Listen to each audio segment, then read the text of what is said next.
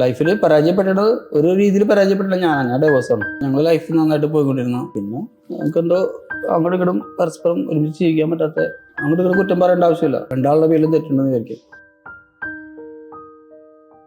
Big boss എന്ന് പറഞ്ഞ platform സത്യം പറഞ്ഞ ഒരു സിനിമാ ലോകമല്ലേ. ഒരുപാട് സ്റ്റോക്ക് വന്നിട്ട് നിൽക്കുന്ന ആൾക്കാരെ ഞാൻ രക്ഷപ്പെടുത്തിയിട്ടുണ്ട്. പക്ഷെ എനിക്ക് എന്നെ നോക്കി എൻ്റെ അമ്മേനെ എനിക്ക് രക്ഷപ്പെടുത്താൻ പറ്റിയില്ല. 9 പഠിക്കുമ്പോൾ ഒരു പാവട്ടി തന്നെ ബാറിൽ പോയി നിന്നു, ക്ലീൻ ബോയ് ആയിട്ട് പാത്രം കഴുകാനും ഇതൊക്കെ. സത്യം പറഞ്ഞാൽ അവിടെ ഒരാൾ ഛർദ്ദിച്ചത് കോരി 10 രൂപ കിട്ടും. 10 പേര് ഛർദ്ദിക്കാൻ ഞാൻ പ്രാർത്ഥിക്കാറുണ്ട്. ഞാൻ എൻ്റെ വീട്ടിൽ പോലും പറയാറുണ്ടായില്ല. ഒരുപാട് ദാരിദ്ര്യമായിട്ട് വളർന്ന വീടാ. എനിക്കൊക്കെ ഒരു 4 വയസ്സുള്ള സമയത്ത് എൻ്റെ വീട്ടിൽ കറണ്ട് കിട്ടണം. അത്രയും ദാരിദ്ര്യമായിട്ട് വളർന്നതാ. റോബിൻ ശരിക്കും പറഞ്ഞാൽ റിയാസിനെ തള്ളി അവിടെ നിന്ന് പോരുന്നില്ലായിരുന്നെങ്കിലോ. അഖിൽമാരാർക്ക് ശരിക്കും പറഞ്ഞാൽ എല്ലാവരും പറഞ്ഞു എതിരാളികളില്ല എന്ന് പറഞ്ഞു. എതിരാളികളൊക്കെ ഉണ്ട്. അഖിൽമാർക്ക് എതിരാളികൾ ഉണ്ടായിരുന്നു. അഖിൽമാരാർ അവർ എതിരാളികൾ ഇല്ലാണ്ടാക്കി കളഞ്ഞു. അത് അഖിൽമാരുടെ കഴിവാണ്. ബിഗ് ബോസ് എന്ന് പറഞ്ഞ പ്ലാറ്റ്ഫോം അങ്ങനെയല്ല. ഒരു ചാൻസ് ഉള്ളൂ. ആ ഒരു ചാൻസിൽ നമുക്ക് പരീക്ഷിക്കാൻ പറ്റില്ല. എന്നെ സംബന്ധിച്ചോളം ഞാൻ ബിഗ് ബോസ് കയറാണെങ്കിൽ ഞാൻ കപ്പടിച്ചിട്ട് വിടും. നമുക്ക് വോട്ട് കൊണ്ട് മാത്രം ആരും വിജയിപ്പിക്കരുത് എന്ന് പറയുള്ളൂ. വോട്ട് ചെയ്ത് ഉള്ള വിജയമല്ലേ, അത് മാത്രമല്ല അടിച്ച് കയറ്റാണ്. പിടിയുടെ പെരുന്നാളായിരിക്കും. ചിലപ്പോൾ ഒരെണ്ണേ കൊടുക്കാൻ പറ്റില്ല, പക്ഷെ 10 തിരിച്ചിട്ട് ഇപ്പോൾ ഉറപ്പിച്ചോ.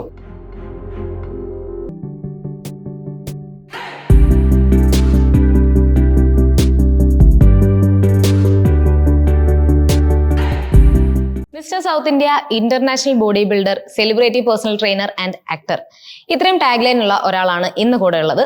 വെൽക്കം ജിൻഡോ. സോ ഇത്രയും ഒരു ടാഗ് ലൈനിന്റെ കാര്യങ്ങൾ ഞാൻ പറഞ്ഞു. ഒരുപാട് അച്ചീവ്മെന്റ്സ് ഒക്കെ കിട്ടിയിട്ടുള്ള ഒരാളാണ്. സോ നമുക്ക് ആദ്യം ആ അച്ചീവ്മെന്റ്സ് പറഞ്ഞു തന്നെ ഒന്ന് സ്റ്റാർട്ട് ചെയ്താലോ. നമുക്ക് ചെറുപ്പം മുതലേ അച്ചീവ്മെന്റ്സ് ആണ്. നമ്മള് ചെറുപ്പത്തിൽ തന്നെ സൗത്ത് ഇന്ത്യ മെഡൽ എന്ന് പറഞ്ഞു.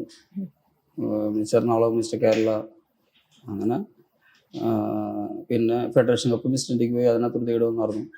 പിന്നെ ഇന്റർനാഷണൽ പോയിട്ടാണ് എനിക്ക് മെയിൻ തേർഡ് വന്നത്. അവിടെയാണ് എൻ്റെ ഹൈലൈറ്റ്സ് ആണ്. കാരണം ലൈഫിലെ ഏറ്റവും വലിയ അച്ചീവ്മെൻറ്റ്സ് സാധാരണ. പിന്നെ എന്ന് പറഞ്ഞാൽ എനിക്ക് ആലുവയിൽ എന്ന് പറഞ്ഞാൽ നിന്നിരുന്നൊരു ചേച്ചിയുണ്ട്. ഒരു 8 വർഷമായിട്ട് എൻ്റെ അമ്മയ്ക്ക് സ്കൂലുണ്ട്. സത്യം പറഞ്ഞാൽ അങ്ങനെ വേറെ സ്ഥലത്തായിരുന്നു. അപ്പം ഞാൻ ഒരു 8 വർഷമായിട്ടും, അതായത് നമുക്ക് പെറ്റമ്മ പോറ്റമ്മ എന്ന് പറയില്ലേ, എന്ന് പറഞ്ഞ പോലെ ആ ചേച്ചി എന്നെ ഒരുപാട് എൻ്റെ അമ്മയെ പോലെ ഒരുപാട് ഫുഡ് ഉണ്ടാക്കി തരാനും കോമ്പറ്റീഷൻ ചെയ്യാൻ ഭക്ഷണം ഉണ്ടാക്കി തരാനും എല്ലാത്തിനും ഒരു അമ്മ എങ്ങനെ നോക്കണോ എന്നെ അങ്ങനെ നോക്കിയിട്ടുണ്ട്. പക്ഷെ അത് പറയുമ്പോൾ നമ്മുടെ ചങ്കി കൊള്ളാൻ വേട. അത് ആള് സ്റ്റോക്ക് വന്നു, വീണു. നല്ലൊരു പൈസ ഞങ്ങൾ ചെലവ് ചെയ്തു. ആളുടെ മകളും ഞങ്ങളൊക്കെ എല്ലാവരും കൂടി കഷ്ടപ്പെട്ട് കുറച്ച് രാജഗിരി ഹോസ്പിറ്റലിൽ നല്ല ചെലവ് ചെയ്തെടുത്തു. ആളെ രക്ഷപ്പെടുത്തി എടുത്തു. നടന്നു തുടങ്ങിയതാണ്. സുപ്രാത്തിൽ വീണ്ടും ആള് വീണു. ആള് വീണപ്പോൾ കൊണ്ടുപോയി ടെസ്റ്റ് ചെയ്തപ്പോൾ നോക്കണ യൂട്രക്സിൽ ക്യാൻസറാണ്. അപ്പൊ നമ്മുടെ ശങ്കി പൊട്ടണ സാധനമായിരുന്നു. ഞാൻ ഡോക്ടർ തന്നെ പറഞ്ഞു ഒന്നും ചെയ്തിട്ട് കാര്യമില്ല, നമ്മള് രക്ഷപ്പെടൂല. പക്ഷെ ഒരുപാട് സ്റ്റോക്ക് വന്നിട്ട് നിൽക്കുന്ന ആൾക്കാരെ ഞാൻ രക്ഷപ്പെടുത്തിയിട്ടുണ്ട്, എനിക്ക് നടത്തിയിട്ടുണ്ട്. പക്ഷെ എനിക്ക് എന്നെ നോക്കി എൻ്റെ അമ്മേനെ എനിക്ക് രക്ഷപ്പെടുത്താൻ പറ്റിയില്ല. നമുക്കിടെ ഓരോ നിയോഗമാണത്. നമ്മൾ രക്ഷപ്പെടുത്തി കൊണ്ടുവന്നിട്ട് പിന്നെ ക്യാൻസർ എന്ന് പറയുമ്പോൾ നമുക്കൊന്നും ചെയ്യാൻ പറ്റാത്ത ചില കാര്യങ്ങൾ നമുക്ക് തടയാൻ പറ്റില്ലല്ലോ. തടയാൻ പറ്റില്ല. മറ്റത് നമ്മൾ ജനിപ്പിച്ച് നടത്തി. ആള് കവളൊക്കെ ഇങ്ങനെ കൊഞ്ഞോടി പോയായിരുന്നു. അതൊക്കെ ഏകദേശം വർത്തമാനം പറഞ്ഞു തുടങ്ങി, ചെറുതായിട്ട് നടന്നു തുടങ്ങി, ആൾക്കാരെ ശരിക്കും തിരിച്ചറിയാൻ തുടങ്ങി, എല്ലാം ചെയ്യാൻ തുടങ്ങിയപ്പോഴാണ് ലാസ്റ്റ് ദൈവം ഇങ്ങനെ ഒരു വഴി തന്നെ. അപ്പൊ അവരുടെ മക്കളുടെ മക്കളായാലും അത്യാവശ്യമൊക്കെ ഞാനായിട്ടൊക്കെ നല്ല ടച്ചിൽ നിൽക്കണം. കാരണം അമ്മയുടെ മക്കളെ തന്നെ എൻ്റെ മക്കളെ പോലെ ഞാൻ നോക്കാം. ജീവിതത്തിൽ ഒരുപാട് കഷ്ടപ്പെട്ടിട്ടാണ് നമ്മൾ വളർന്നു വന്നത്. കാരണം ഒരു വീട്ടിലൊക്കെ എൻ്റെ വീട്ടിൽ ഒരുപാട് ദാരിദ്ര്യമായിട്ട് വളർന്ന വീടാണ്. എനിക്കൊക്കെ ഒരു 4 വയസ്സുള്ള സമയത്ത് എൻ്റെ വീട്ടിൽ കറണ്ട് കിട്ടണം. അത്രയും ദാരിദ്ര്യമായിട്ട് വളർന്നതാണ്. പിന്നെ അവിടെ നിന്ന് നമ്മൾ എനിക്ക് വരാമെന്ന് വെച്ചാൽ എൻ്റെ വീട്ടിൽ തന്നെ വലിയ സാമ്പത്തികമൊന്നുമില്ല. അമ്മയും പണിക്കുമുണ്ട്, അപ്പനും പണിക്കുമുണ്ട്. അങ്ങനെയൊക്കെയുള്ള സിറ്റുവേഷനിലാണ്. അനിയനും അനിയത്തിയുണ്ട്, അത് കുറച്ചുകൂടി ചെറുതാണ്. അങ്ങനെയൊക്കെ സമയത്ത് വീണ്ടും ഞാൻ മറ്റേ ഒരു 6ാം ക്ലാസ് മുതലൊക്കെ മാർബിളിൻ്റെ ഒക്കെ ജോലിക്ക് വന്നു തുടങ്ങി, റൂബിക്ക് കച്ചവടം ചെയ്യാൻ തുടങ്ങി. അങ്ങനെയൊക്കെ പണിക്ക് നടന്നുകൊണ്ടിരുന്ന ആളാണ്. പിന്നെ ഒരു സുപ്രാത്തിൽ ഒരു 9 പഠിക്കുമ്പോൾ 2 മാസത്തെ വെക്കേഷനൊക്കെ ഉണ്ടാവില്ലേ, അപ്പോൾ ഞാൻ എൻ്റെ ബാറിൽ ഒരു തൃശ്ശൂർ പാവട്ടി എന്ന് പറഞ്ഞ ബാറിൽ പോയി നിന്നു. ക്ലീൻ ബോയ് ആയിട്ട് പാത്രം കഴുകാനും ഇതൊക്കെ. സത്യം പറഞ്ഞാൽ അവിടെ എന്താ പറയുക, ഒരാൾ ഛർദ്ദിച്ചത് കോരിയ 10 രൂപ കിട്ടും. ആദ്യത്തെ ജോലി അതായിരുന്നു അല്ലേ? 10 രൂപ ശമ്പളം. 10 രൂപ 10 പേര് ഛർദ്ദിക്കാൻ ഞാൻ പ്രാർത്ഥിക്കായിരുന്നു. കാരണം എനിക്ക് 100 രൂപ കിട്ടും. അതൊക്കെ ഞാൻ എൻ്റെ വീട്ടിൽ പോലും പറയാറുണ്ടായില്ല അതൊന്നും. പക്ഷെ ഒരു സുപ്രാത്ത് ഞാൻ വീട്ടിൽ വന്നപ്പോൾ ജോലിയൊക്കെ കഴിഞ്ഞ് വന്നപ്പോൾ അമ്മോട് പറഞ്ഞിരുന്നു, അമ്മ ഞാനിങ്ങനെ 10 രൂപയ്ക്ക് വേണ്ടി ഛർദ്ദിച്ചു വരെ കോരണ്ട വന്നു അമ്മേ എന്ന് പറഞ്ഞപ്പോൾ അവരുടെ മനസ്സ് ഭയങ്കര നമുക്ക് അറിയാൻ പറ്റും മോനെന്ന് പറഞ്ഞു. അമ്മയും അച്ഛനൊപ്പം എന്തായിരുന്നു ചെയ്തുകൊണ്ടിരുന്നത്? അച്ഛനിങ്ങനെ മില്ലിലെ പണി വല്ലപ്പോഴൊക്കെ ജോലി ഉണ്ടാവുള്ളേ. അങ്ങനെ അമ്മ അങ്ങനെ ഇങ്ങനെ വീഡിയോ ഒക്കെ തിറക്കും. പിന്നെ അങ്ങനെ റോഡ് പണിക്കൊക്കെ പോയി തുടങ്ങിയതാ. അതങ്ങനെ നിർത്തി, കാരണം അമ്മയ്ക്ക് വയ്യാണ്ട് പറ്റുള്ള അവസ്ഥയിൽ വന്നു. ജീവിതത്തിൽ നമ്മള് പിന്നീട് അനിയനെയും അനിയത്തിയൊക്കെ നന്നായിട്ട് അവർക്ക് എഡ്യൂക്കേഷൻ ഒക്കെ കൊടുക്കാൻ പറ്റിയില്ലേ?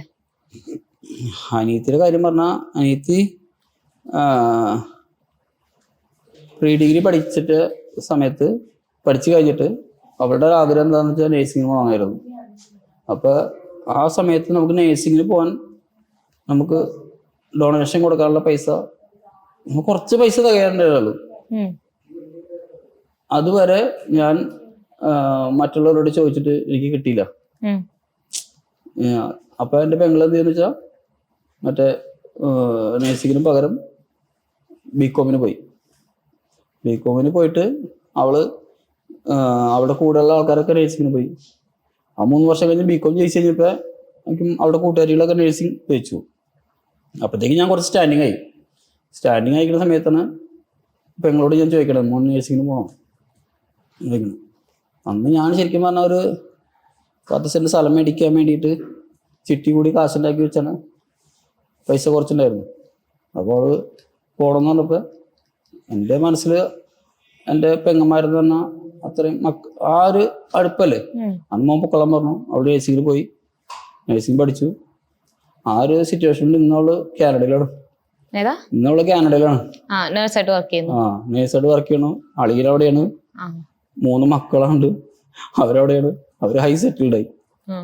അപ്പൊ ലൈഫിൽ നമുക്ക് ചെയ്തു കൊടുക്കാൻ പറ്റുന്ന കാര്യങ്ങള്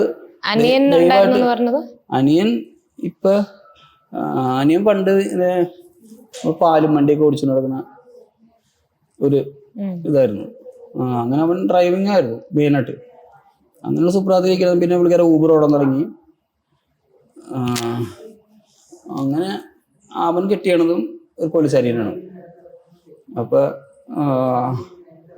ആളുടെ 2 മക്കളുണ്ട് അവർക്ക്. അതുകൂടാണ്ട് ഇവന് എയർപോർട്ടിൽ ഒരു ജോലിയുടെ ആവശ്യം വന്നു. അതായത് ഒരു 10,000-2000 ഇന്റർവ്യൂ വന്നാണ്. 2000 പേരോളം ഇന്റർവ്യൂ വന്നാ. 3 ചാൻസ് ഉണ്ടായുള്ളൂ. അത് ഗ്രീഷ് അവന് കിട്ടി. അത് നമ്മുടെ എന്ന് വെച്ചാൽ ആ ഒരു കണക്ഷന്റെ പുറത്ത് നമുക്ക് എല്ലാം മേടിച്ചു കൊടുക്കാൻ പറ്റുന്നുണ്ടാവും. എയർപോർട്ടിൽ നെടുമ്പാശ്ശേരി എയർപോർട്ടിൽ മേടിച്ചു കൊടുത്തു. അവനവിടെ ജോലിക്ക് കയറി. അവൻ ജോലിക്ക് കയറിയിട്ട് അത് കഴിഞ്ഞിട്ട് പിന്നീട് അവൻ ഖത്തറിൽ ഇപ്പം നമ്മുടെ ഫുട്ബോളിന്റെ കളി വന്നില്ലേ, അപ്പൊ അവിടെ അവൻ ആവശ്യമായിരുന്നു. അവിടെ ജോലി കിട്ടി. അപ്പൊ അങ്ങനെ നമുക്ക് വളർന്ന് പോകാൻ പറ്റുന്നവരൊക്കെ വളർന്നു പോയി. ലൈഫിൽ പരാജയപ്പെട്ടത് ഒരു രീതിയിൽ പരാജയപ്പെട്ടില്ല. ഞാൻ ഡൈവേഴ്സാണ്. എന്തായിരുന്നു സംഭവിച്ചത്? അത് ചോദിച്ചാ കാരണം ചെറിയൊരു മിസ്അണ്ടർസ്റ്റാൻഡിങ് അത്രേ ഉള്ളൂ. ഞങ്ങൾ ലൈഫ് നന്നായിട്ട് പോയിക്കൊണ്ടിരുന്ന, പിന്നെ നമുക്കെന്തോ അങ്ങോട്ടും ഇങ്ങോട്ടും പരസ്പരം ഒരുമിച്ച് ജീവിക്കാൻ പറ്റാത്ത സിറ്റുവേഷൻ. നമുക്ക് ഇപ്പോഴും ഞങ്ങൾ വേറെ അങ്ങോട്ടും ഇങ്ങോട്ടും കുറ്റം പറയേണ്ട ആവശ്യമില്ല. 2 ആളുടെ പേരിലും തെറ്റുണ്ടെന്ന് വിചാരിക്കും. അപ്പോൾ അതുകൊണ്ട് ഞങ്ങൾ 2 ആളും മ്യൂച്വൽ അണ്ടർസ്റ്റാൻഡിങ് തന്നെ ഡൈവേഴ്സ് ചെയ്തു. വേറെ ഒരു കുഴപ്പമൊന്നുമില്ല, ജീവിക്കുന്നു. പിന്നെ എനിക്ക് വേറെ കല്യാണം കുറേ വരുന്നുണ്ട്. ഞാൻ ഇനിയും എന്ന് വെച്ചാൽ കാരണം നമുക്ക് കല്യാണം വരുന്നതിനും കൂടുതലും ആൾക്കാർ ഞാൻ പറഞ്ഞില്ലേ ഈ സിനിമയും മോഡലിങ് കാര്യങ്ങളൊക്കെ ചെയ്യുന്നുണ്ട്. അത് ചെയ്യാൻ എന്നുള്ള കുറേ ഡിസിഷൻസ് വരാണ്. അപ്പൊ ഞാൻ എന്തെങ്കിലുമൊക്കെ ചെയ്ത് എന്തെങ്കിലും ആവണമെന്നുണ്ട്. അത് കഴിഞ്ഞിട്ട് ഇനി കെട്ടാൻ ആഗ്രഹിക്കുള്ളൂ. എൻ്റെ മനസ്സിലുള്ള ആഗ്രഹം. സോ ഒരുപാട് മേഖലയിൽ തിളങ്ങി നിൽക്കുന്ന ഒരാളാണ്. ഇപ്പം ട്രെയിൻ ചെയ്യിപ്പിച്ചിട്ടുള്ള സ്റ്റുഡൻസും കുറച്ചുപേര് ബിഗ് ബോസിലേക്ക് ഒക്കെ പോയിട്ടുണ്ട്. സോ അതിലേക്ക് ഒരു സെലക്ഷൻ കിട്ടിയാൽ എന്തായിരിക്കും റിയാക്ഷൻ? ബിഗ് ബോസ് എന്ന് പറഞ്ഞ പ്ലാറ്റ്ഫോം സത്യം പറഞ്ഞാൽ അതൊരു വലിയൊരു പ്ലാറ്റ്ഫോമാണ്. ഇപ്പൊ ഞാൻ എക്സാമ്പിൾ പറഞ്ഞാൽ ഒരു സിനിമാ ലോകമല്ലേ, സിനിമാ ലോകത്തിലേക്ക് നമ്മൾ സക്സസ് ആവാന്ന് പറഞ്ഞാൽ ഞാനൊക്കെ ഒരുപാട് നാളായിട്ട് പരിശ്രമിച്ചിരിക്കണ നടക്കല്ല. സിനിമയ്ക്ക് വേണ്ടിയോ ബിഗ് ബോസിന് വേണ്ടിയോ? അല്ല, സിനിമയ്ക്ക് വേണ്ടിയിട്ട്. കാരണം സിനിമ ഒരു മേഖലയിൽ നമ്മൾ സക്സസ് ആവാന്ന് പറഞ്ഞാൽ എന്തായാലും ഇപ്പൊ ഡയറക്ടറായിട്ട് അല്ലെങ്കിൽ ഒരു മ്യൂസിക് ആളായിട്ട് അല്ലെങ്കിൽ ഒരു ആക്ടർ ആയിക്കോട്ടെ, ഏത് മേഖലയിലും നമ്മളത് സക്സസ് ആവാം, അതായത് നമ്മൾ രജിസ്റ്റർ ആവാന്ന് പറഞ്ഞാൽ അതൊരു വലിയ ലോകമാണ്. ആ ലോകത്തിലായാൽ പിന്നെ പിടിച്ച കിട്ടില്ല, ആ ലെവലിൽ നമ്മൾ വളർന്നു പോകും എന്ന് പറഞ്ഞ പോലെ സാധനമാണ് ബിഗ് ബോസ്. കാരണം ഈ ബിഗ് ബോസിൽ വന്ന് കയറിയിട്ടുണ്ടെങ്കിൽ അത് ഹിന്ദിയിലായാലും തമിഴിലായാലും എല്ലായിടത്തും നമ്മൾ കണ്ടുകൊണ്ടിരിക്കുന്ന സാധനം എന്ന് വെച്ചാൽ, മലയാളത്തിൽ എല്ലായിടത്തും കണ്ടുകൊണ്ടിരിക്കുന്ന സാധനം എന്ന് വെച്ചാൽ, അവിടെ കയറിയിട്ട് നമ്മൾ രജിസ്റ്റർ ആവുന്നുണ്ടോ? എല്ലാവരും രജിസ്റ്റർ ആവില്ല, സത്യല്ലേ? അതെ. അവിടെ രജിസ്റ്റർ ആവണ ആൾക്കാർ വേറെ ലെവലിൽ പുറത്തിറങ്ങും. അപ്പൊ അങ്ങനെയുള്ള സ്ഥലത്തൊക്കെ നമുക്ക് സെലക്ഷൻ കിട്ടി നമ്മൾ തീർച്ചയായിട്ടും പോകും, 100% പോകും. പക്ഷെ അവിടുത്തെ ഒരു കുഴപ്പം എന്താണെന്ന് അറിയുമോ? ഇപ്പം നമ്മൾ എക്സാമ്പിൾ പറഞ്ഞാൽ, ഞാൻ പറഞ്ഞില്ലേ, അത് 100-300ഓളം സ്റ്റേജിൽ നമ്മൾ കയറിയിട്ടുണ്ട്. ആ സ്റ്റേജിൽ കയറിയിട്ടുണ്ടെങ്കിൽ അവിടെ നിന്ന് ഒരുപാട് മെഡൽ ഇല്ലാണ്ട് ഞാൻ ഇറങ്ങി പോന്നാണ്. എന്നിട്ട് എനിക്ക് അവിടെ അവസരമുണ്ട്, മെഡൽ എടുക്കാൻ അവസരമുണ്ട് അവിടെ. ഈ വർഷം എനിക്ക് കിട്ടിയില്ല, അടുത്ത വർഷം എനിക്ക് ചാൻസ് ഉണ്ട്, ഓപ്പർച്യൂണിറ്റി കിടക്കുവാണ്. അപ്പൊ അതുകൊണ്ട് എനിക്ക് മെഡൽ പോയാലും ഞാൻ അതിനെ കുറിച്ച് ബോധവാനാവണില്ല. കാരണം ഞാൻ ഫോമല്ല, ഞാൻ ഇനി കുറെ കൂടെ റെഡി ആവാനുണ്ട്, കാര്യങ്ങളുണ്ടെന്ന് എനിക്കറിയാം. കാരണം ഒരുപാട് പോരായ്മയുള്ള മനുഷ്യനാണ് എല്ലാവരും. അപ്പൊ മെഡൽ വന്നില്ലെങ്കിൽ ഞാൻ വീണ്ടും എന്നോട് പരിശ്രമിക്കും. പക്ഷെ ബിഗ് ബോസ് എന്ന് പറഞ്ഞ പ്ലാറ്റ്ഫോം അങ്ങനെയല്ല, ഒരു ചാൻസ് ഉള്ളൂ. ആ ഒരു ചാൻസിൽ നമുക്ക് പരീക്ഷിക്കാൻ പറ്റില്ല. എന്നെ സംബന്ധിച്ചോളം ഞാൻ ബിഗ് ബോസ് കയറാണെങ്കിൽ ഞാൻ കപ്പടിച്ചിട്ടേ വരുള്ളൂ. ആ കപ്പടിച്ചിട്ട് പോരാൻ വേണ്ടിയാണ് നമ്മൾ കയറുന്നത്. കാരണം എല്ലാവരും മൈൻഡിൽ അങ്ങനെയല്ലേ. ഇതിൽ കപ്പടിക്കല്ലാണ്ട് ഇതിന് താഴേക്ക് വേറൊരു പൊസിഷൻ ശരിക്കും പറഞ്ഞാൽ ഇല്ലല്ലോ ബിഗ് ബോസിൽ. ഇല്ല, സത്യല്ലേ? ബെസ്റ്റ് ഓഫ് 5 കയറുന്നുണ്ട്, അത് കഴിഞ്ഞിട്ട് പിന്നെ കപ്പടിക്കാന്നുള്ളതാണ്. കപ്പടിക്കുന്ന ആള് പറഞ്ഞാൽ വിന്നർ, അതല്ലേ? വേറെ അവിടെ സെക്കൻഡോ തേർഡോ അതിനൊന്നും ഒരു പ്രശസ്തിയില്ല. അപ്പൊ പിന്നെ എല്ലാവരോടും എനിക്ക് പറയാനുള്ളതെന്ന് വെച്ചാൽ, അവിടെ ഒരു ചാൻസേ ഉള്ളൂ. ബിഗ് ബോസിൽ കയറുന്ന എല്ലാവർക്കും അവിടെ ബിഗ് ബോസിലേക്ക് ഇനി വീണ്ടും എൻട്രി ഇല്ല. അപ്പൊ അത് ലാസ്റ്റ് ചാൻസാ. അപ്പൊ എല്ലാവരും വിൻ ചെയ്യാനും നോക്കണം, എല്ലാവർക്കും വിൻ ചെയ്യണമെന്നായിരിക്കും ആഗ്രഹം. അപ്പൊ എന്നെ പോലെ ഒരാളായാലും ഞാൻ എന്റെ മാക്സിമം പരിശ്രമിക്കും. ഇപ്പൊ ഫസ്റ്റ് ബിഗ് ബോസിൽ മാത്രം നമുക്ക് അതാകത്ത് ആരാ വിൻ ചെയ്യണമെന്ന് അറിയാൻ ബുദ്ധിമുട്ടായിരുന്നില്ല, അല്ലേ? സത്യമല്ലായിരുന്നു. ബാക്കി എല്ലാ ബിഗ് ബോസിലും നമുക്ക് ഒരു 3/4 ഭാഗമായിപ്പിക്കും, നമുക്ക് മനസ്സിലായില്ലേ എല്ലാവരും ഇത് ആരാണ് വിൻ ചെയ്യണേന്ന്. അപ്പൊ എനിക്ക് ഇഷ്ടപ്പെട്ട ശരിക്കും പറഞ്ഞ ഫസ്റ്റ് ബിഗ് ബോസാ. കാരണം അത് ആരാ വിൻ ചെയ്യണെന്നുള്ളത് നമുക്ക് അറിയാൻ പറ്റാത്തൊരു, കാരണം അത് എനിക്ക് എന്താ മനസ്സിൽ കൊള്ളാനുള്ള കാരണം എന്താ അറിയോ? അവസാനം വരെ ക്വസ്റ്റ്യൻ മാർക്ക് കിടക്കാനല്ലേ? ആ ക്വസ്റ്റ്യൻ മനസ്സിൽ കിടക്കാന്ന് വെച്ചിട്ടുണ്ടെങ്കിൽ ഞാൻ ഒരുപാട് അനുഭവിച്ചിട്ടുള്ള, അതാണ് എനിക്ക് അത് ഇഷ്ടപ്പെടുന്നത്. കാരണം ചിലപ്പോൾ ഞാൻ ഒരു എക്സാമ്പിൾ പറയുമ്പോൾ ഒരു കഴിഞ്ഞ ദിവസം തന്നെ ലാസ്റ്റ് ഞാൻ ഒരു സൗത്ത് ഇന്ത്യ കോമ്പറ്റീഷൻ ചെയ്തപ്പോൾ വിന്നറെ പ്രഖ്യാപിക്കുകയാണ്. ബെസ്റ്റ് ഓഫ് 5 എടുത്തിട്ടാണ്. അത് ഇപ്പോൾ ഒരു 10-20 പേരുണ്ടെങ്കിലും അവരെ സെലക്ട് ചെയ്ത് ലാസ്റ്റ് ബെസ്റ്റ് ഓഫ് 5 ആക്കും. പിന്നെ അവരെ ഈ 5 പേര് തമ്മിൽ കോമ്പറ്റീഷൻ നടക്കണം. ഈ 5 പേര് തമ്മിൽ കോമ്പറ്റീഷൻ നടക്കുമ്പോൾ പ്രൈസ് അവിടെ നിന്ന് അനൗൺസ്മെന്റ് ചെയ്യണമെങ്കിൽ എങ്ങനെയാന്ന് വെച്ചാൽ, ഫസ്റ്റ് 5th-നെയാണ്, പിന്നെ 4th-നെയാണ്, മനസ്സിലായോ? പിന്നെ 3rd-നെയാണ്. ഈ 3rd അനൗൺസ്മെന്റ് ചെയ്തപ്പോൾ ഞാനില്ല. പിന്നെ 2nd, 1st-ആണ്. ഞാൻ അങ്ങോട്ട് തിരിഞ്ഞ ആള് ഞാൻ ഇങ്ങോട്ട് തിരിഞ്ഞു. കാരണം അത് കേൾക്കാനുള്ള ഒരു, ആ 2nd കേട്ട ഞാനാണെങ്കിൽ പിന്നെ ഞാൻ തീർന്നല്ല. ഇങ്ങോട്ട് തിരിഞ്ഞ ആളാണ് ഞാൻ. അതുപോലെ ഇരിക്കണം ബിഗ് ബോസ്. കാരണം നമ്മള് അതിനകത്ത് ആരാണ് വന്നതെന്ന് നമുക്ക് പറയാൻ പറ്റാത്ത സിറ്റുവേഷൻ, അത്രയും ഇത് വേണം. നമുക്ക് വോട്ട് കൊണ്ട് മാത്രം ആരും വിജയിപ്പിക്കരുത് ഞാൻ പറയുള്ളൂ. വോട്ട് ചെയ്ത് ഉള്ള വിജയല്ലേ, അത് മാത്രല്ല വേറെ ഏത് രീതിയിൽ വിജയിപ്പിക്കണം എന്നാണ് ഒരു അവിടെ നടക്കുന്ന എല്ലാ കാര്യത്തിനും ഇത് വേണം. ഗെയിമിനായാലോ അല്ലെങ്കിൽ എന്ത് കാര്യത്തിനായാലും എല്ലാത്തിനും പക്ഷെ ഫൈനൽ 5 അങ്ങനെയാണല്ലോ, ഒരു ടാസ്ക് തന്നിട്ട് ആ ടാസ്കിൽ ടോപ്പ് സ്കോറേഴ്സിനാണല്ലോ ഫൈനൽ 5ലേക്ക് ഡയറക്റ്റ് എൻട്രി ഒക്കെ ഉള്ളത്. പക്ഷെ ലാസ്റ്റ് വരുന്ന സാധനം എങ്ങനെയാ ഊട്ടനുസരിച്ചല്ലേ? ഫൈനൽ 5 ഫസ്റ്റ് എൻട്രി കുറച്ചൊരു മൾട്ടിപ്പിൾ ടാസ്ക് ഉണ്ടാകും. ആ ടാസ്കിൽ ടോപ്പിൽ എത്തുന്നവർക്ക് ഡയറക്റ്റ് എൻട്രി ആണ് ഫൈനൽ 5ലേക്ക്. അത് കഴിഞ്ഞിട്ട് ഫൈനൽ ഫസ്റ്റ് അവിടുന്ന് പിന്നെ വോട്ടാണ്. പക്ഷെ ഫൈനൽ 5 എത്തുക എന്നുള്ളത് ടാസ്കിനെ ബേസ് ചെയ്ത് മാത്രമാണ്. പക്ഷെ ആ ഫൈനൽ 5 തമ്മിലും മത്സരം ഉണ്ടാവണം. പിന്നെ ബിഗ് ബോസ് എന്ന് പറയുന്ന ഒരു മെന്റൽ അല്ലെന്ന്, ഈ ഫൈനൽ 5 നമ്മൾ തിരഞ്ഞെടുക്കണം. പിന്നെ അവിടെ വോട്ടിനെ മാത്രം ആസ്പദമാക്കിയാണ് നമ്മൾ ജയിക്കണേ. അതുണ്ടാവരുത്. ആ ഫൈനൽ 5 തമ്മിലൊരു കോമ്പറ്റീഷൻ വേണം, അല്ലേ? അതാണല്ലോ കോമ്പറ്റീഷൻ. എന്റെ ഒരു ഓപ്പൺ ചോയ്സ് അല്ല ഞാൻ പറയുന്നത്. ഈ ഫൈനൽ 5 പക്ഷെ അതിൽ കൂടുതലും ഫിസിക്കൽ ഗെയിമും വരുന്നുണ്ട്. പലർക്കും ഈ ഫിസിക്കൽ ഗെയിം പറ്റില്ല. അത് കാരണം പല ഏജ് ഗ്രൂപ്പിലുള്ള ആൾക്കാർ, പല ഫിസിക്കൽ കണ്ടീഷനുള്ള ആൾക്കാർ. അപ്പം കൂടുതൽ ഒരു മൈൻഡ് ഗെയിമും കൂടെയാണ് ബിഗ് ബോസ് എന്ന് പറയുന്നത്. അപ്പൊ ആ മൈൻഡ് ഗെയിമിനെ സപ്പോർട്ട് ചെയ്യാൻ ഒരു വോട്ടിംഗ് കൂടെ ഉണ്ടെങ്കിൽ എല്ലാം പറ്റുള്ളൂ. ബെസ്റ്റ് ഓഫ് 5 തെരഞ്ഞെടുക്കുന്നത് എത്ര നാള് കഴിഞ്ഞിട്ടോ? ലാസ്റ്റ് വീക്ക് ഒക്കെ ആവുമ്പോഴത്തേക്കിന്. ആ ലാസ്റ്റ് വീക്ക് ആവരുത്, ഒരു 70 ദിവസമൊക്കെ ആവുമ്പോഴേക്കും ബെസ്റ്റ് ഓഫ് 5. സ്റ്റാർട്ടിങ് മുതലേ ഫിസിക്കൽ ടാസ്ക് ഉണ്ടല്ലോ. അങ്ങനെയല്ല, ബെസ്റ്റ് ഓഫ് 5 എന്ന് പറഞ്ഞാൽ ആ ഒരു ക്വസ്റ്റ്യൻ ഒരു 70 ദിവസം ആവുമ്പോഴേക്കും തീരണം. പിന്നെ ആ ബെസ്റ്റ് ഓഫ് 5 തമ്മിൽ ഈ 30 ദിവസം മത്സരിച്ചാൽ എങ്ങനെ ഉണ്ടാവും? പക്ഷെ ഒരു മാസം ഒരു 5% മാത്രമായിട്ട് ഒരു ത്രില്ല് ഉണ്ടാവില്ലല്ലോ. ആര് പറഞ്ഞു? അവിടെ ത്രില്ല്. കാരണം വിന്നർ ആരാന്ന് അറിയാനുള്ള ത്രില്ലാണ് അത്. നമ്മൾ ബെസ്റ്റ് ഓഫ് 5 വന്നു കഴിഞ്ഞിട്ട് പിന്നെ വോട്ട് ചെയ്ത് ജയിക്കാണ്, അതല്ല ത്രില്ല്. എൻ്റെ അഭിപ്രായമാണ്. ഇപ്പൊ നമ്മളൊരു എക്സാമ്പിൾ പറഞ്ഞാൽ, നിങ്ങൾ അങ്ങനത്തെ ഒരു കോമ്പറ്റീഷൻ കണ്ടിട്ടുണ്ടാവില്ല ചിലപ്പോൾ. ഒരു ഇന്റർനാഷണൽ കോമ്പറ്റീഷൻ എന്ന് വെച്ചോ. ഇന്റർനാഷണൽ കോമ്പറ്റീഷൻ എന്ന് പറഞ്ഞാൽ ഏത് മത്സരമായാൽ പോലും അവർ ബെസ്റ്റ് ഓഫ് 5 തിരഞ്ഞെടുക്കും. പിറ്റേ ദിവസം അതൊരു കോമ്പറ്റീഷനാണ്, മേജർ കോമ്പറ്റീഷൻ അതാണ്. മനസ്സിലായോ? അവര് തമ്മിലാണ് ഫൈറ്റ് ചെയ്യേണ്ടത്.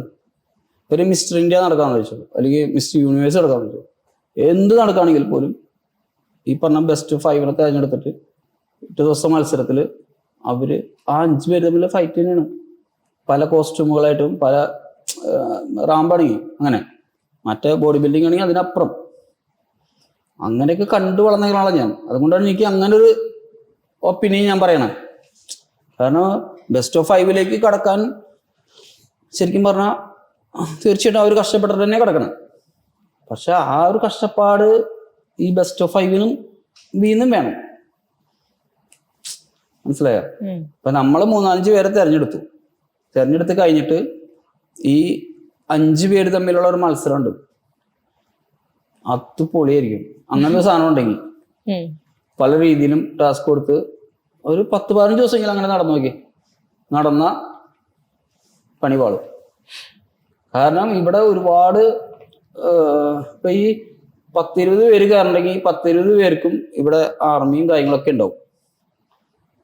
ഈ ആർമികളെല്ലാം ഈ 5 പേരിലേക്ക് ആവും പിന്നീട്, ഇല്ലേ? പിന്നെ ഈ 5 പേരിലേക്ക് ആവും ആ ദിവസം കൊണ്ട്. കാരണം ഏതെങ്കിലും ആർമി ഗ്രൂപ്പിൽ ഉണ്ടായിരുന്നോ ഇതിനു മുൻപ്? ഞാൻ ആരുടെ ഒന്നും എടുത്ത് പറയല്ല, എന്റെ സ്റ്റുഡൻസ് എല്ലാവരും ഉണ്ടായിരുന്നല്ലോ, കുറെ ആൾക്കാരുണ്ടായിരുന്നു. അപ്പൊ ഞാൻ എല്ലാവരും ഉണ്ടായിരുന്നു. കാരണം എല്ലാവരും എന്റെ മക്കളാണ്, നമ്മൾ അങ്ങനെ ചിന്തിക്കുന്നതാണ്. അപ്പൊ സത്യം പറഞ്ഞാൽ അവർക്കൊക്കെ പോയിട്ട് അവിടെ വിൻ ചെയ്യാൻ പറ്റിയിട്ടില്ല. പക്ഷെ ഞാൻ ആസ് എ മാസ്റ്റർ അവിടെ പോയി വിൻ ചെയ്യണമെന്ന് ആഗ്രഹിക്കുന്ന ആളാണ്. എനിക്കൊരു ചാൻസ് തരാണെങ്കിൽ, ബിഗ് ബോസ് എനിക്കൊരു ചാൻസ് തന്നാൽ ഞാൻ അവിടെ പോയി വിൻ ചെയ്യുകയാണെങ്കിൽ എൻ്റെ കൂടെയുള്ള ശിഷ്യന്മാരവരൊക്കെ എന്നെ ഹെൽപ്പ് ചെയ്യും. കാരണം എനിക്ക് അവർ പറഞ്ഞു തരും, അവർ പോയേക്കണ അനുഭവങ്ങൾ അവർ തരില്ലേ. പിന്നെ ഇങ്ങനെയുണ്ട് മാഷ അവിടുത്തെ പ്രശ്നം, ഇങ്ങനെയുള്ള സംഭവം എന്ന് 10 ആൾക്കാർ 10 പറയുമ്പോൾ എനിക്കത് എടുക്കാനുള്ള ഒരു ഓപ്ഷൻ ഉണ്ട്. ഇപ്പൊ കഴിഞ്ഞ സീസണിലൊക്കെ ഇപ്പൊ ബോഡി ബിൽഡേഴ്സിന്റെ മാത്രം നോക്കിക്കഴിഞ്ഞാല് ജാസ്മിൻ, വിഷ്ണു ജോഷി, അങ്ങനെ കുറച്ച് പേരുണ്ടായിരുന്നു. സോ അവരുടെ അടുത്തൊന്ന് കിട്ടിയിട്ടുള്ള ഒരു മോട്ടീവ് എന്തായിരിക്കും ആസ് എ ബോഡി ബിൽഡർ മാത്രം നോക്കിയാൽ? ജാസ്മിൻ അല്ല, മറ്റേ കുട്ടിയല്ലേ, ആ കുട്ടി കയറിയിട്ട് ശരിക്കും പറഞ്ഞാൽ അവള് നല്ല പെർഫോം ചെയ്തു. മറ്റവൻ അത്രയും ചെയ്തില്ല എന്ന് എനിക്ക് തോന്നുന്നു, അല്ലേ? മറ്റേ ജാസ്മിൻ ശരിക്കും പറഞ്ഞാൽ പോയി. എനിക്ക് ഇഷ്ടമുള്ള ഒരു പേഴ്സണാണ്. കാരണം ആരെയും എതിർത്ത് നിൽക്കാനുള്ള ഒരു കഴിവ്. പക്ഷെ എന്റെ ഫ്രണ്ടാണ്, ഞാൻ അറിയുന്നതാണ്. ജാസ്മിൻ സ്വന്തം ഇഷ്ടത്തിന് ഇറങ്ങി പോയില്ലായിരുന്നെങ്കിൽ വിൻ ചെയ്യുമായിരുന്നു എന്ന് തോന്നിയിരുന്നു. പിന്നെ തീർച്ചയായിട്ടും നമ്മൾ ഫൈറ്റ് ചെയ്ത് നിൽക്കാനുള്ള, ആരോടും ഫൈറ്റ് ചെയ്ത് നിൽക്കാനുള്ള ഒരു കഴിവ് ഭയങ്കരമാണ്.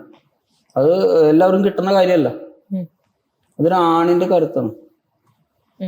അത് അവള് വളർന്നു വന്ന സിറ്റുവേഷനില്ലേ, ആ ചെറുപ്പം മുതൽ അവളെ അനുഭവിച്ച സിറ്റുവേഷനിൽ അവളെ ബോൾഡ് ആക്കിയേക്കണാണ്. അതിനാർക്കും മാറ്റാൻ പറ്റില്ല. പിന്നെ റോബിൻ തന്നെ, റോബിൻ ശരിക്കും പറഞ്ഞാൽ റിയാസിനെ തള്ളി അവിടെ നിന്ന് പോരുന്നില്ലായിരുന്നെങ്കിലോ. അഖിൽമാരാർക്ക് ശരിക്കും പറഞ്ഞാൽ എല്ലാവരും പറഞ്ഞു എതിരാളികളില്ല എന്ന് പറഞ്ഞു. എതിരാളികളൊക്കെ ഉണ്ട്, അഖിൽമാർക്ക് എതിരാളികൾ ഉണ്ടായിരുന്നു. അഖിൽമാരാര് അവര് എതിരാളികൾ ഇല്ലാണ്ടാക്കി കളഞ്ഞു. അത് അഖിൽമാരുടെ കഴിവ്. മനസ്സിലായോ? സ്റ്റാർട്ടിങ് മുതൽ അഖിൽമാരാർ ആ ഒരു ഫയറിൽ നിന്നതുകൊണ്ട് അത് അഖിൽമാരുടെ കഴിവ്, അല്ലാണ്ട് എതിരാളികൾ ഇല്ലാണ്ടല്ല. എതിരാളികളുണ്ട്. ആ എതിരാളികളെ എങ്ങനെ അടിച്ചമർത്തണമെന്ന് ആള് നന്നായിട്ട് പഠിച്ചിട്ട് പോയിക്കണേ. കാരണം ആളുടെ ചെറുപ്പം മുതലേ ഉള്ള സംസാരവും കാര്യങ്ങളും കേട്ടാ എന്താ നമുക്ക് തോന്നാ, ആള് നിലപാടിൽ ഉറച്ചു നിൽക്കുന്ന ഒരാളാ. ആ നിലപാടിൽ ആള് എത്ര വലിയ മന്ത്രിയോടായാലും പറയേണ്ട കാര്യം പുള്ളി മുഖത്തേക്ക് പറയും. അത് പറഞ്ഞ് നിർത്താൻ പുള്ളിക്ക് സിമ്പിളായിട്ട് പറ്റി അവിടെ ഉള്ളവരെ. അപ്പൊ പിണറായി നമ്മള് രണ്ടാമത് ഭരണത്തിൽ കയറി. ആള് രണ്ടാമത് ഭരണത്തിൽ കയറുമെന്ന് നമ്മൾ വിചാരിച്ചോ? ചിലപ്പോ വിചാരിച്ചിട്ടുണ്ടാവും. പക്ഷെ ആള് എത്ര കൊള്ളില്ലാത്ത ആളായാലും നല്ല ആളായാലും ആളുടെ കഴിവല്ലേ രണ്ടാമത് ഭരണത്തിൽ കയറിയത്. നമ്മളത് അംഗീകരിച്ചേ പറ്റൂ. അല്ലാതെ നമ്മള് അയ്യോ ജനങ്ങൾ വോട്ട് ചെയ്താലും ജയിച്ചു എന്നുള്ളതല്ല. ജനങ്ങളെ കൊണ്ട് വോട്ട് ചെയ്യിപ്പിക്കാനുള്ള ഒരു കഴിവ് പുള്ളിക്കുണ്ടായി. അതാണ് നമ്മൾ അംഗീകരിക്കേണ്ടത്. അപ്പൊ എല്ലാവർക്കും ഉണ്ടാവുന്ന കഴിവുകൾ വേറെ വേറെയാണ്. ഇപ്പൊ എനിക്കുണ്ടാവുന്ന കഴിവെന്ന് പറഞ്ഞാൽ ഞാൻ അത്യാവശ്യം ആൾക്കാരെ ഫിറ്റാക്കാനുള്ള കഴിവുണ്ട്. അത് എനിക്ക് ദൈവം തന്നേക്കുന്ന കഴിവാണ്. ദൈവം ഒരാൾക്ക് അറിഞ്ഞു കൊടുക്കണതല്ല, നമ്മളത് ബിൽഡ് ചെയ്തെടുക്കുന്നതാണ് എല്ലാവരും. ഈ ബിഗ് ബോസിന്റെ പ്രഡിക്ഷൻ ലിസ്റ്റ് ഒക്കെ കണ്ടിരുന്നോ? കണ്ടായിരുന്നു. ഇപ്പം പ്രഡിക്ഷൻ ലിസ്റ്റ് കണ്ടവരിൽ തന്നെ അഖിൽമാരാറിനെ അല്ലെങ്കിൽ റോബിനായിട്ട് കമ്പയർ ചെയ്യാൻ പറ്റിയ ഒരാള് അങ്ങനെ തോന്നിയിരുന്നോ? ഞാൻ അവരോട് നോക്കിയില്ല സത്യം പറഞ്ഞ. കാരണം നമ്മൾ അതിനെ കുറിച്ച് നോക്കേണ്ട ആവശ്യമില്ല, നോക്കിയില്ല. എന്നാൽ നമ്മളിപ്പോ ഉള്ളത് ജിൻഡോ ബോഡിഗ്രാഫ്റ്റ് ജിമ്മിലാണ്. സോ ഇവിടെ മാത്രമല്ല, പല സ്ഥലത്തായിട്ട് ജിമ്മുണ്ട്. അപ്പം ജിമ്മ് സ്റ്റാർട്ട് ചെയ്തതിന്റെ ഈ ഒരു ത്രൂ ഔട്ട് ജേർണിയെ പറ്റി എന്ന് പറയാമോ? എന്റെ ഫസ്റ്റ് ജിം തുടങ്ങുന്നത് കാലടിയിലാണ്. ഈ ജിമ്മ് കൊണ്ട് തന്നെയാണ് ഞാൻ 8 ജിമ്മ് ഉണ്ടാക്കിയത്. അതാണ് അതിന്റെ സ്വന്തം നാട്ടിൽ തന്നെ സ്റ്റാർട്ട് ചെയ്തു ജിമ്മ്. ഒരു ജിമ്മ് സ്റ്റാർട്ട് ചെയ്തിട്ടുണ്ടെങ്കിൽ ഈ 8 ജിമ്മ് ഉണ്ടാക്കുന്നത് മൊത്തം ഈ ജിമ്മ് കൊണ്ട് ഉണ്ടാക്കുന്ന കാര്യങ്ങളാണ്. അപ്പൊ അത് നിങ്ങൾക്ക് ഈ ജിമ്മ് നടത്തുന്ന ആൾക്കാർക്ക് എനിക്കൊരു ഉപദേശം തരാനുള്ള വെച്ചാൽ, ഇത് നല്ലൊരു വരുമാനമുള്ള പ്രസ്ഥാനമാണ്. പക്ഷെ അതിനൊരു സ്ട്രാറ്റജി ഉണ്ട്, നടത്തേണ്ട ഒരു പക്ക രീതിയുണ്ട്. എന്നാൽ നമ്മൾ അതിനകത്ത് ലാഭം കണ്ടെത്തേം വേണം, നല്ല ലാഭം കണ്ടെത്തണം. നല്ല ലാഭം കണ്ടെത്തേം വേണം. എന്നാൽ മറ്റുള്ളവർക്ക് നമ്മളത് കൊടുക്കുകയും വേണം. എന്നാലേ നമുക്കത് ഉണ്ടാവുള്ളൂ. നമ്മൾ അത്രയും ഡെഡിക്കേഷനായിട്ട് നമ്മൾ അത് നോക്കണം.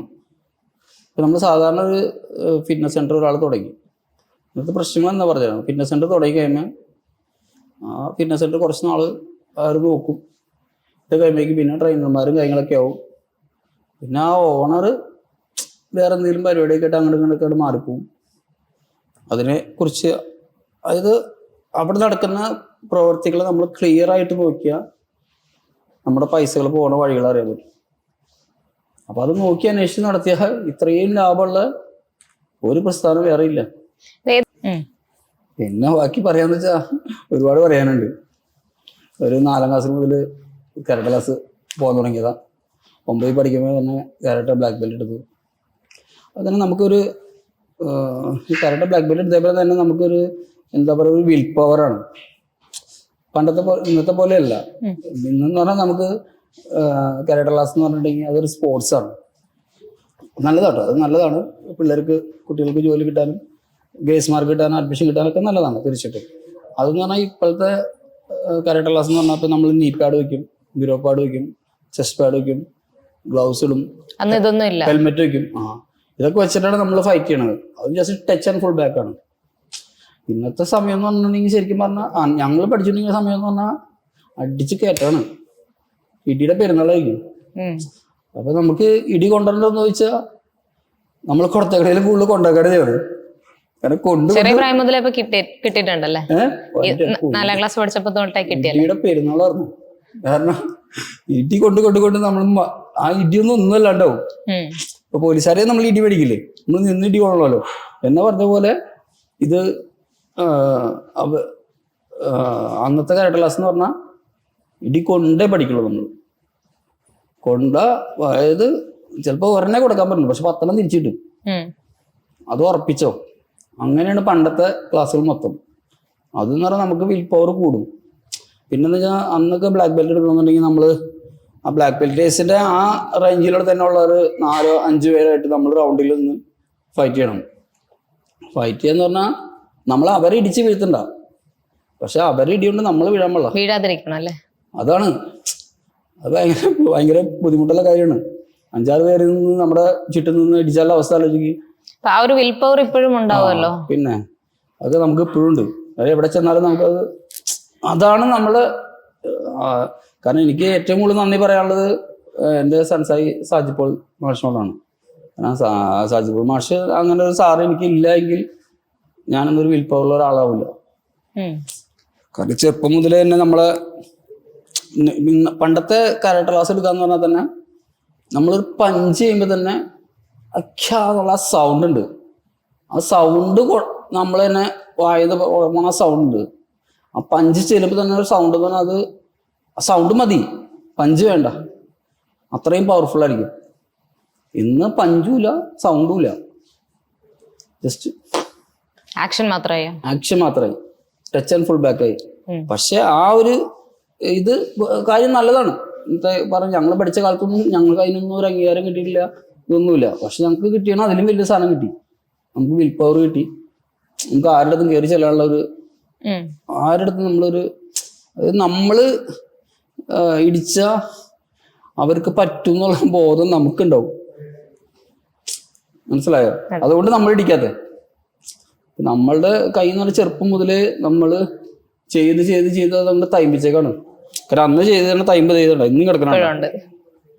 ആ 9ാം ക്ലാസ്സിൽ ചെയ്ത സാധനം ഇന്നും എന്റെ ശരീരത്തിൽ കിടക്കാം. അപ്പൊ അത് അത്രയും പവർഫുൾ ആയിരിക്കും. കരാട്ടെ ഇപ്പോഴും പ്രാക്ടീസ് ചെയ്യുന്നുണ്ടോ? അപ്പോൾ അത്യാവശ്യം ചെയ്യും ഞാൻ. കാരണം എനിക്ക് എൻ്റെ ജിമ്മുകളിലൊക്കെ ട്രിവാൻഡ്രത്തൊക്കെ കരാട്ടെ ക്ലാസ് ഉണ്ട് എനിക്ക്. ഞാനായിട്ട് മെയിൻ കരാട്ടെ ക്ലാസ് ഉണ്ട്. നമ്മൾ നമ്മുടെ അണ്ടറിൽ തന്നെയാണ് പോവും. പിന്നെന്ന് പറഞ്ഞാൽ കരാട്ടെ പഠിച്ച് ബ്ലാക്ക് ബെൽറ്റ് എടുത്ത് കഴിഞ്ഞപ്പോഴാണ് ഓൾ കേരള ഒരു ഓപ്പൺ ടൂർണമെന്റ് ഉണ്ടായിരുന്നു. അത് വണ്ണപ്പുറത്ത് വെച്ചിട്ട്. അതെന്ന് പറഞ്ഞാൽ കരാട്ടയും കുൻഫും എല്ലാവരും കൂടി ഒന്നിച്ചുള്ള ടൂർണമെന്റ് ആയിരുന്നു. അത് നമ്മൾ റിങ്ങിൽ ഇറങ്ങിയിട്ടുള്ള കോമ്പറ്റീഷൻ ആയിരുന്നു.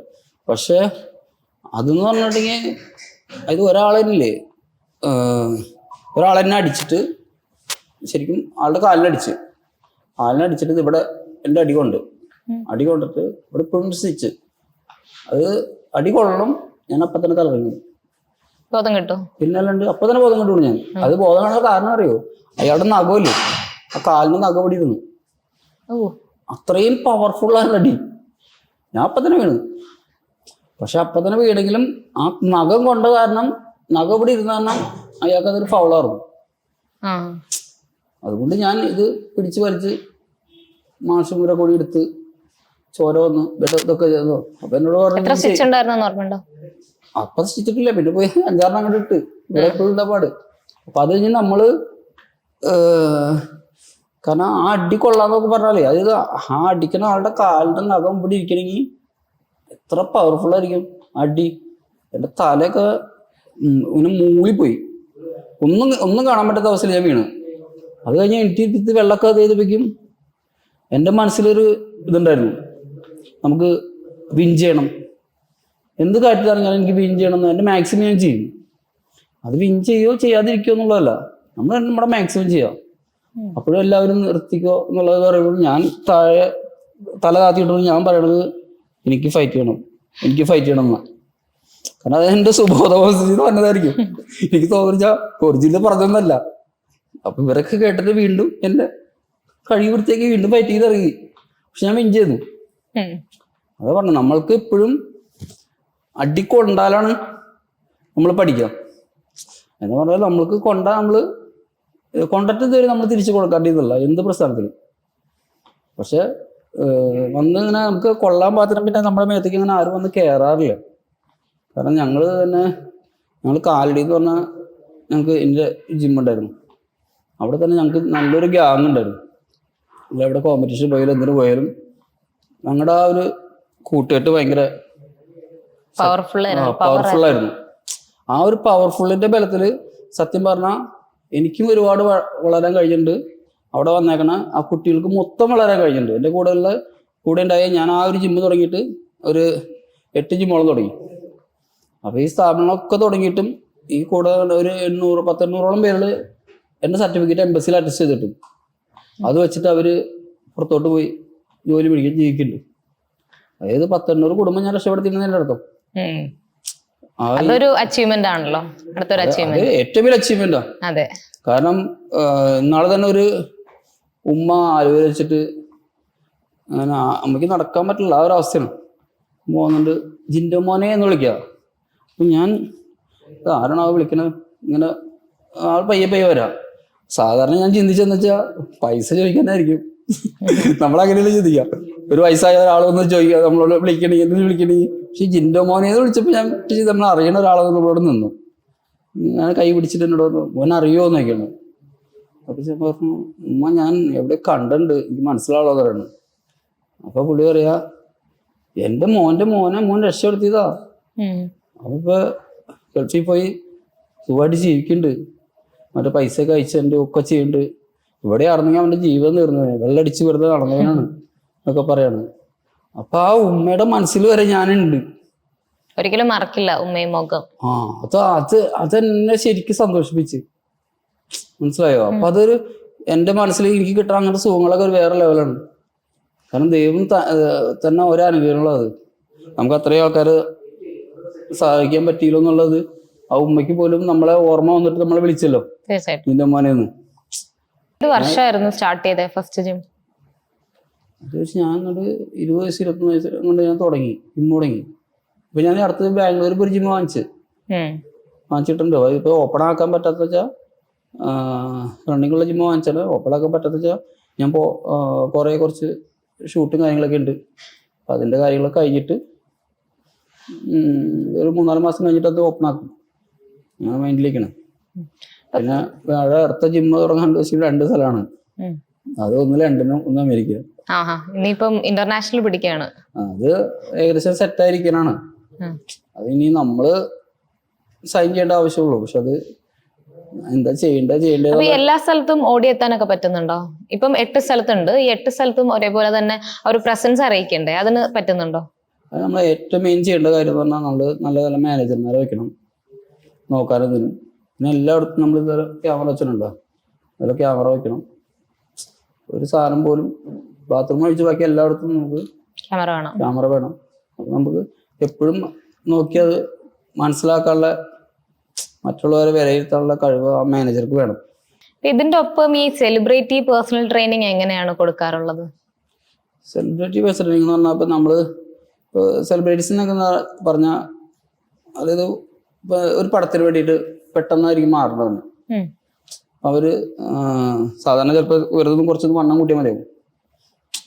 അപ്പൊ അങ്ങനെ സിമ്പിൾ കാര്യത്തിന് വരണമെങ്കിൽ എന്നെ കുറിച്ച് പുറത്ത് അന്വേഷിച്ചാൽ മനസ്സിലാവും.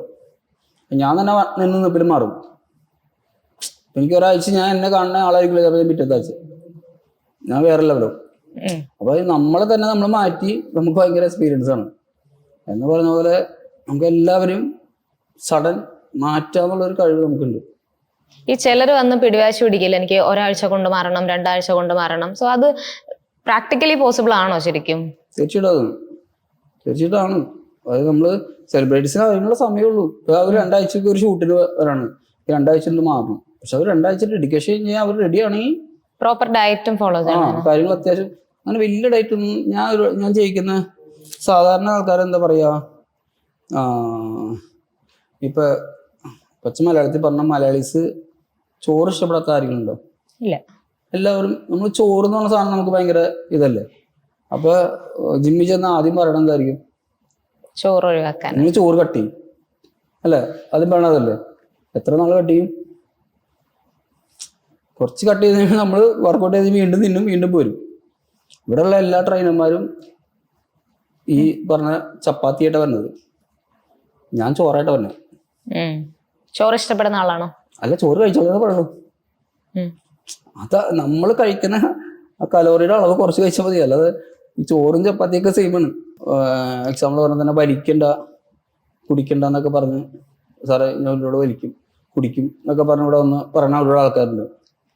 നമ്മളവരെ മാറ്റാൻ നോക്കി നടക്കൂല. അവരിഷ്ടമുണ്ടെങ്കിൽ വലിക്കും കുടിക്കും ഒക്കെ ചെയ്യും. പക്ഷേ അവരോട് നമ്മൾ വലിക്കണ്ട കുടിക്കണ്ട എന്ന് പറയണ്ട. ഞാൻ ചോദിച്ചു സാറേ ഞാൻ വലി നിർത്താം, കുടി നിർത്താം.